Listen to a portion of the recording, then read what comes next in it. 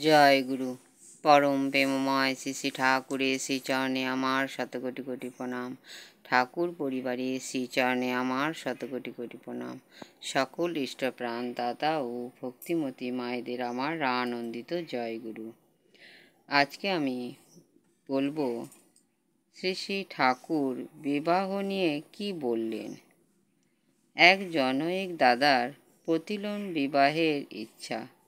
তিনি অনুমতি চাওয়ায় শ্রী শ্রী ঠাকুর বললেন, তোমার প্রবৃত্তি তোমাকে যে কথা বলে তা যদি করো, ভগবানের বিধান তোমাকে রেহাই দেবে না। কিন্তু বিপর্যয়কে যদি আমন্ত্রণ করতে চাও, সে বিষয়ে আমি অনুমতি দিতে পারি কি করে? নিজের অমঙ্গল তোমার কাছে প্রিয় হলেও তোমার অমঙ্গল আমার কাছে অসহনীয়। আলোচনা প্রসঙ্গে 18তম খণ্ড। আবার সকালে শ্রী শ্রী ঠাকুর পশ্চিমের ছাউনিতে এসে বসেছেন। ভক্তবৃন্দ চারিপাশে বসে আছেন। পণ্ডিত মশাই এসে জনৈক দাদার কথা জানালেন। দাদাটি তার মেয়ের বিয়ে স্বগোত্র দিয়েছেন।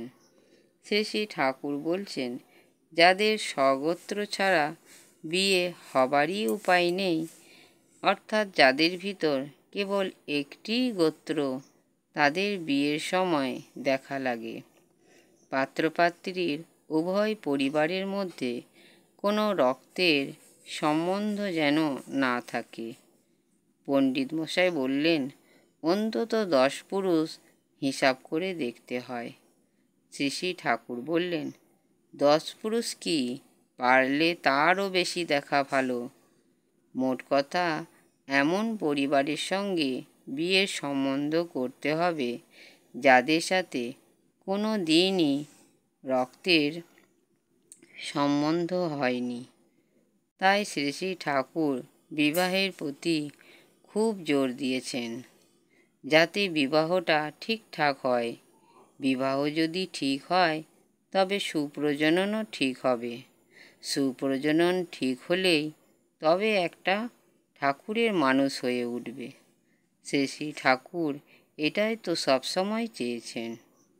ভিডিওটি ভালো লাগলে একটি সাবস্ক্রাইব করে, লাইক, কমেন্ট ও শেয়ার করে আমাকে পরের ভিডিওটি করতে উৎসাহিত করবেন।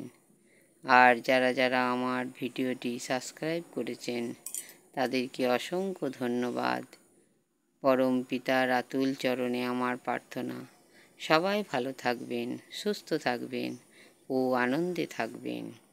জয় গুরু। বন্দে পুরুষোত্তমম, বন্দে পুরুষোত্তমম, বন্দে পুরুষোত্তমম।